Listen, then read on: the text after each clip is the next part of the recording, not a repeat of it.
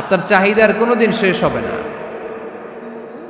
দেখবেন যার পা নাই সে পা দেখে আফসোস করে, ইস লোকটা হেঁটে যায়, কি সুন্দর যায়, আমি তো হাঁটতে পারি না, যদি হাঁটতে পারতাম, যদি দুইটা পা থাকতো।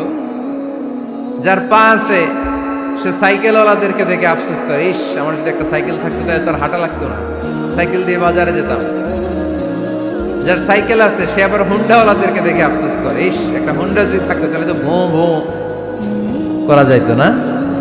হুন্ডাওয়ালারও আফসোস আছে প্রাইভেট কারওয়ালাদের দেখে, তারা আফসোস করে, ইস আমার যদি একটা কার থাকতো তাহলে তো কার চালাইতে পারতো। যাদের প্রাইভেট কার এদেরও আফসোস আছে, ইস আমার যদি একটা হেলিকপ্টার যদি থাকতো তাহলে তো উড়াল মারতে পারতাম, ঠিক না? হেলিকপ্টারওয়ালাদেরও আফসোস আছে, আমার যদি একটা জেট প্লেন থাকতো, jet plane, private jet plane, prince Walid bin তালালের মতো 70% মেড অফ গোল্ড, তার একটা জেট প্লেন আছে, এটার 70% স্বর্ণ দিয়ে বানানো। তার মানে চাওয়ার কোনো শেষ আছে নাই। সুখ শান্তি যদি চান অলওয়েজ পড়বেন আলহামদুলিল্লাহ।